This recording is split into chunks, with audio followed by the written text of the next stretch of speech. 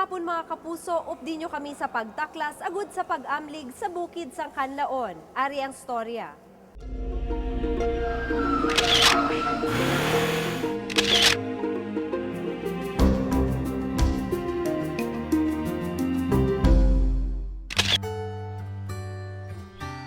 Tikang padulong sa pag-amlig sa aton nga palibot. Aton nga dunang manggad nga nagakinahanglan sang pagtamod. Pagtaklas para sa palabuton sang bukid sang Kanlaon.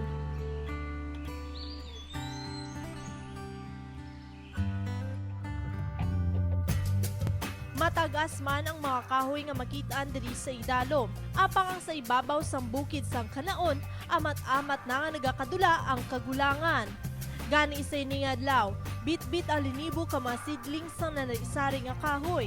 Kagupod sa puwersa sa mga estudyante, out of school youth, kag nanaisari nga grupo, gintaklad ang tilan sa Mount Kanlaon agud sa pagsalbar sini.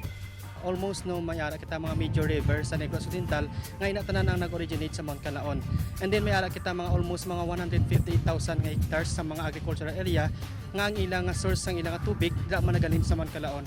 So this time it's a time naman sila nga aton man balikan ang aton nga mga napulos sa kay Mount Kanlaon kag nakita yun naman aton sitwasyon nga kinahanglan gid naton nga i-rehabilitate ang aton nga Mount Kanlaon.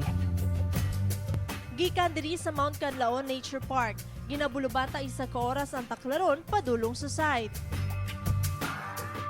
Mabulubudlay man kag makapoy ang alagyan, apang kung paminsaron mo ang bulig sa Mount Kanlaon sa aton diri sa idalom, sigurado tanan nga kakapoy ang imong kayanon. So mga kapuso, mga 30 to 40 minutes na kita nga nagalakat, diri pa lang siguro sa tiilan sang Mount Kanlaon. Kag masiling ko daw kahapo, gid kakapoy tungod talaklaron. Pero lapit na lang kita sa site kung diin mapatigayan kita sa tree planting. Nangin madanlog man ang aton banas pasaka sa bukid, wala man ini nang inupang sa aton tuyo. Mga 30 minutos na lang ko ng mga kapuso kag makalabot na kita sa tree planting site. Kag diri makita nyo sa akong likod ar na ang bukid sang Kanlaon. Kag kung pagabot naman sa Katugnaw, syempre ang masiling ko lang, pero Katugnaw kay naulanan kita sa dalom tapos grabe di ang bagusbos ng hangin. Matapos ang masobra isa ka oras na paglakad, ato nagin man nalabot ang tiilan sa Mount Kanlaon. Ang linibo ka mga seedlings nga aton dala, ang igugid sa pila ka hektarya sang bukid nga nasunog sadto. Hindi sa before balik tungod sa kaingin sa aton nga mga pumuluyo man. So amo ni sa area nga aton man nga buligan mga pilakad daw mahimo naton nga mabalik ang mga kakahuyan diri sa ining area. Hindi lang basta-basta nga tree planting ini mga kapuso, bangod suno sa grupo. Ini nga tuyo wala lamang nagatapos sa tion nga matanom kundi dapat siguraduhon nga mangin maayo ang pagtubo sini. Tree planting and tree growing activity. So ini may ara kita hindi sang usual nga tree planting after sa nawala na. So kita ya may ara kita nga monitoring kag follow up. Sa kada bulan may ara kita nga mga volunteers nga maga-monitor kag maga-follow up sa ilang ginatanom kag may ari kita ya gin-hire amo ni ang aton nga mga Kanlaon Green Brigade nga sila ni maga-survey nga custodian kag caretaker para ma-assure ginaton ang high survival sang aton nga ginapang tanom. Makita sa kada partisipante ang ila sin excitement nga mayin kabahin sa ining likuton para sa aton palibot. Mayor nga nagpakigbahin diri, amo ang mapamatanon. Bangod nagapati ang grupo, nga tuman kadako kag kaimportante sang papel sang ini nga mga estudyante agud maamnigan ang aton nga palibot. Ang ilang nga concern sa aton nga environment so amo na aton tinutuyo gid nga it's about time mo nga ma-take part gid ang pamatanon kay nagapati naman kita nga dako gid ang ihimplo o kung mabulig sa mga pamatanon pagi sa ini nga mga activity.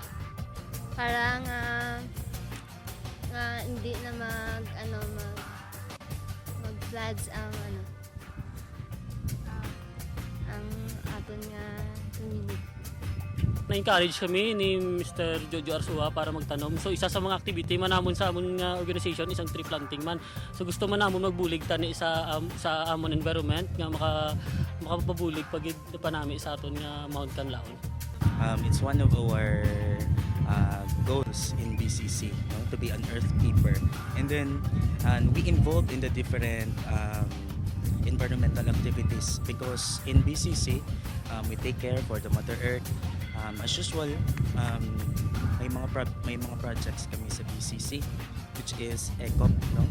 To care for the environment. So sang may nag-invite sa amon about tree planting diri sa area sa Mount Canlaon. So wala kami nag-hesitate.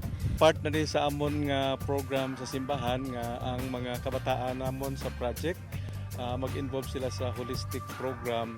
So part ni siya ang pag-develop sang environment, tree planting or even community clean up ginahimo namon sa amon nga project. Nag-join kami sa ini activity para magbulig nga mag-plant sang tree kag magbulig nga mag-grow kag para mabulig conserve sa aton nga Mother Earth. Kag syempre, kita wala man nagpaulihi sa pagtanom. Itanom ta subong mga kapuso ang puno sa bitangkol nga silingila native yun na di kuno diri sa Mount Canlaon. Kag ini siya hardwood gid. So best gid siya kung magdako na siya kay grabe siya kuno magsuyop sang tubig. At the same time, grabe magkapyot sang duta kag nami siya nga ginahestaran pagid sa mga pispis. Pilaman ka tuig ang maglabay, siguradong aton gintanom nga mga puno ang mabinipisyuhan gid sang sunod naton nga mga henerasyon. Sa amon mga kapuso, hindi pa uli ang tanan gani bululigay kita sa pag-amlig sa aton nga kalibutan. Gikan diri sa tiilan sa Mount Canlaon, Stephanie Azucena para sa Issue Subong. Stay